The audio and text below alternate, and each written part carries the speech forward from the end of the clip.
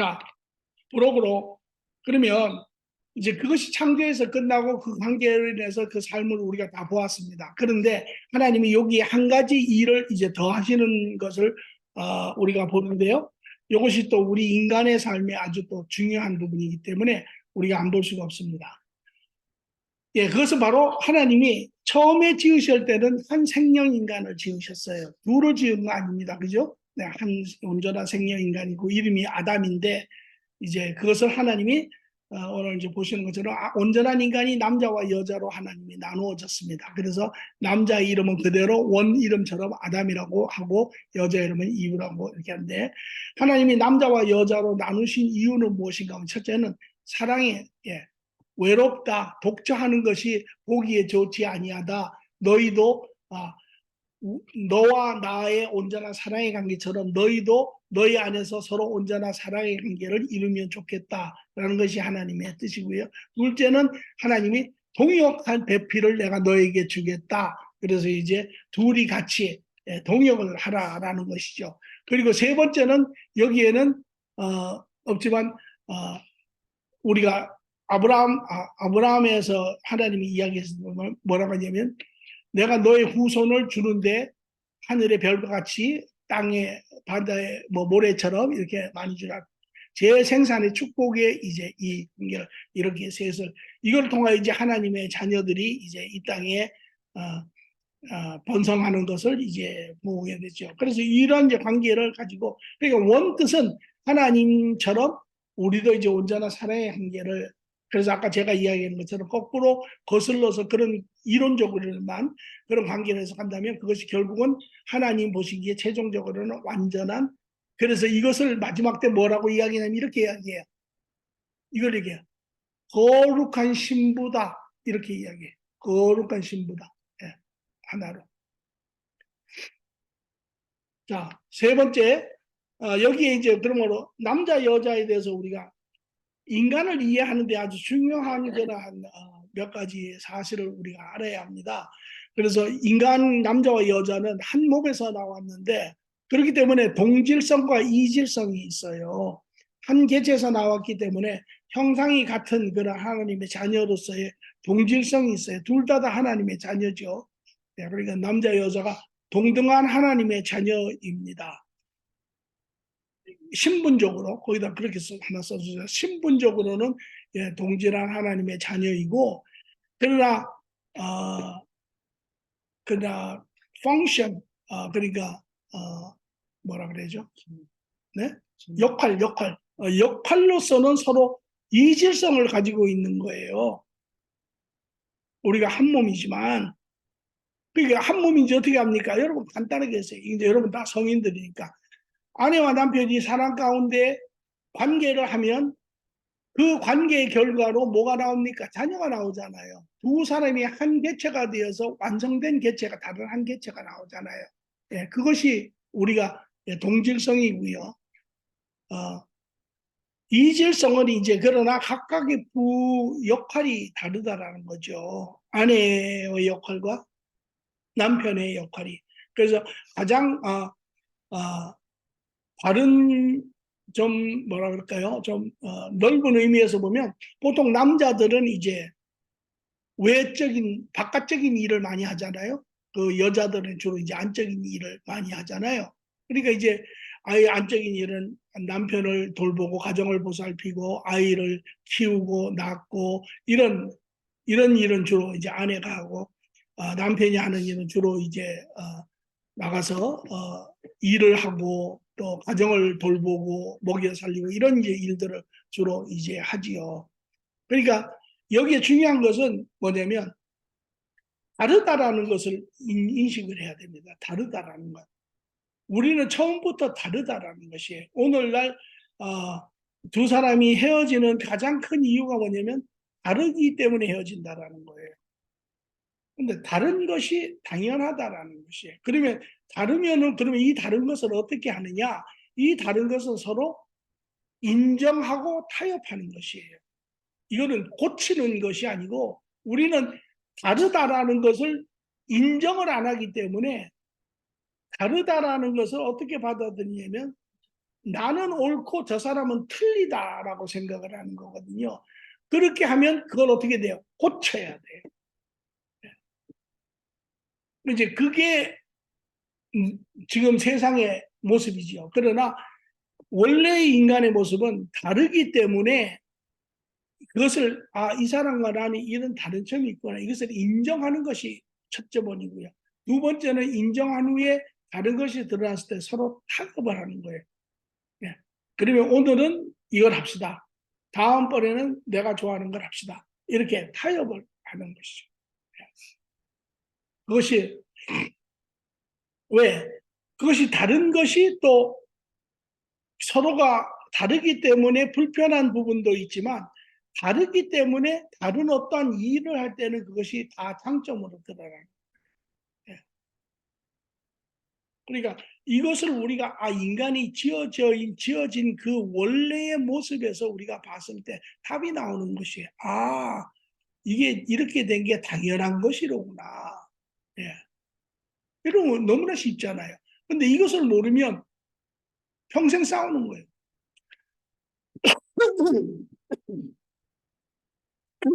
그러니까 배우자를 고를 때도 이런 이야기를 듣고 배우자를 봐야 되는 거예요. 저 사람은 저런 부분이 있구나. 저런 부분은 우리가 이렇게 하면 되겠네. 이렇게. 그리고 이제 여기에 보면 한 가지 중요한 거는 여자 남자의 순서가 있습니다. 머리됨이 있어요. 하나님의 순서가 있습니다. 처음부터. 여기 이제 보니까 이거는 죄 이전이에요. 죄가 들어오기 이전에 하나님의 나라의 법에 따라서 하나님이 가장 좋은 그러한 것을 정해놓으신 거예요. 고린도서 11장 3절에 보면 하나님은 그리스도의 머리요 그리스도는 성도의 머리고 남자는 여자의 머리라. 왜 남자가 여자의 머리가 됩니까? 왜 하나님이 이렇게 하셨습니까? 고린도전서 11장 7절에 보니 남자는 하나님이 누굴 지었어요? 아까 제가 뭐라 했어요? 처음에 한 성령 인간을 지었을 때 이름을 뭐라고 했어요? 아담이라고 했죠. 그 한 인간은 누구의 형상을 닮았다고요? 하나님의 형상을 닮은데 그게 나중에 둘로 나눈 후에 그 이름을 누구에게 줬어요?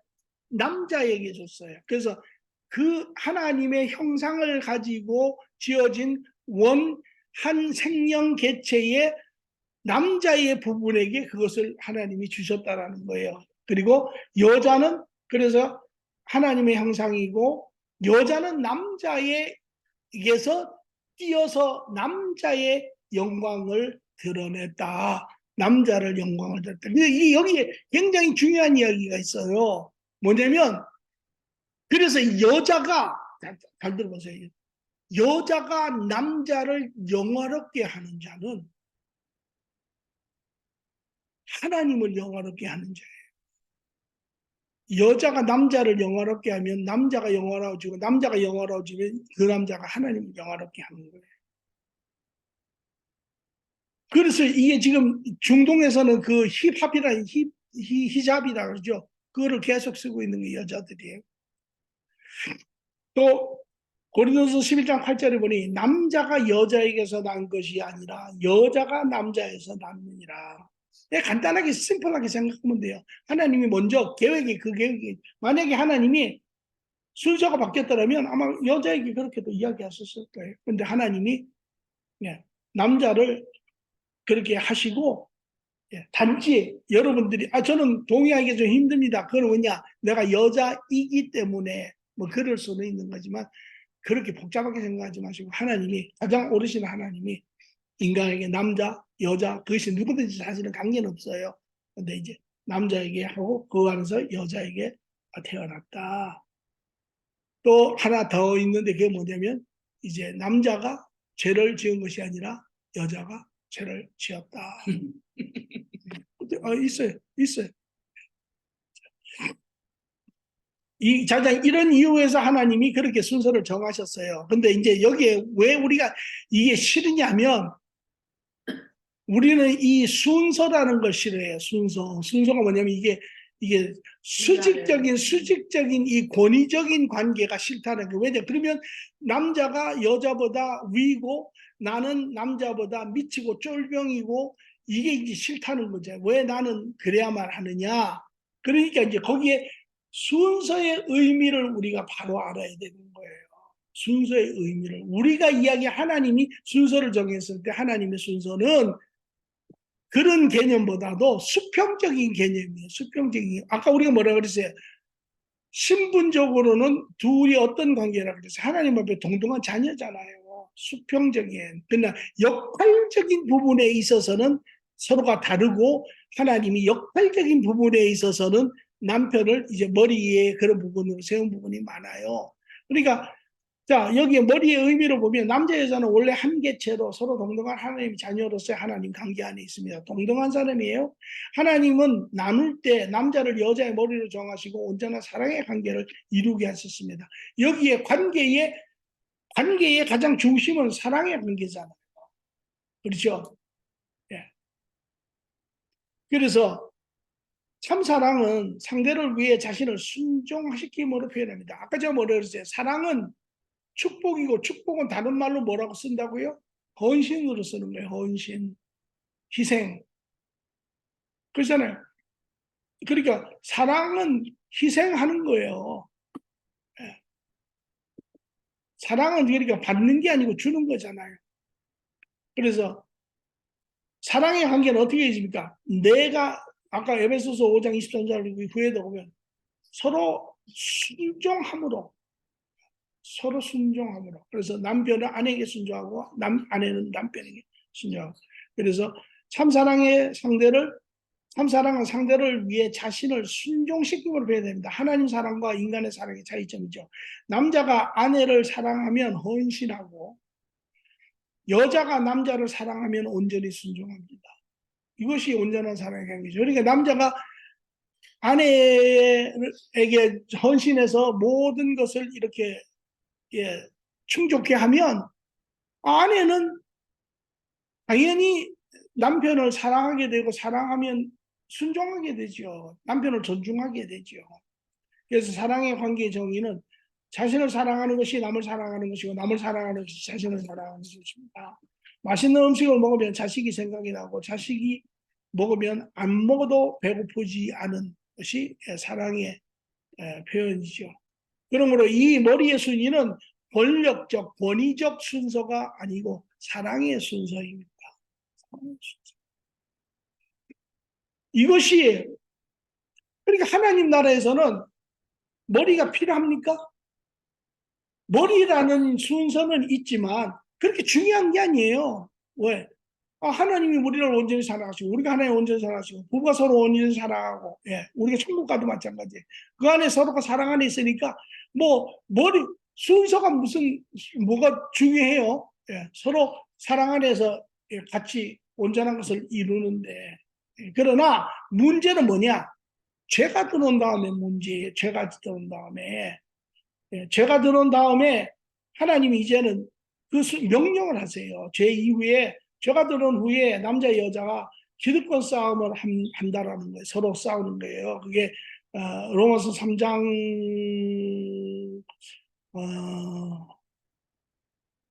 4장 16절인가요? 예, 왜 안 적어놨죠?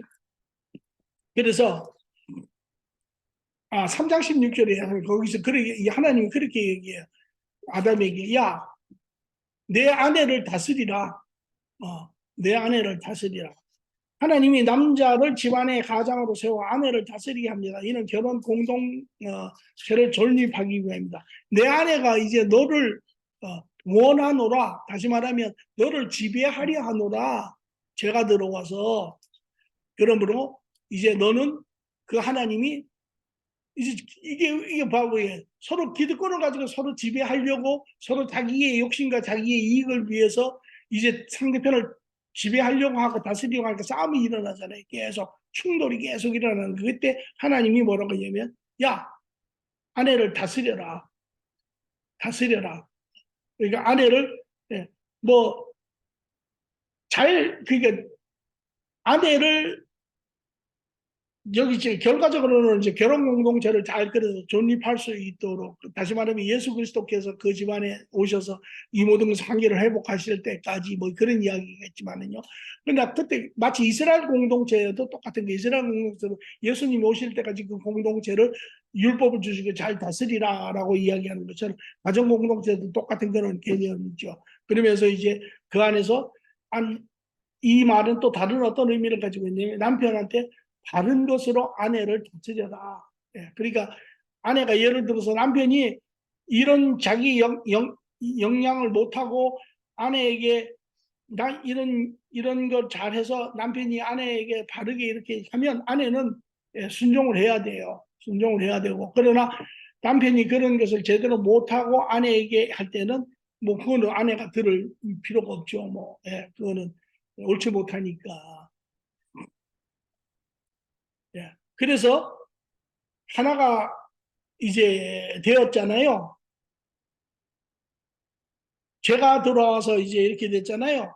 그러니까 이제 그것이 이제 아까도 얘기했지만 여기 사실 하나를 더 넣는다면 이제 예수 그리스도가 오실 때까지, 또 그 안에서 그 각자가 회복이 되어서 하나님의 나라를 다시 회복할 때까지의, 예, 그 이제 그래서 인간을 다시 큰 뜻에서 인간의 연합이, 결혼은 하나 되어 완전하여, 이제 결혼은 나누어진 남자 여자가 연합하여 온전한 하나가 됨.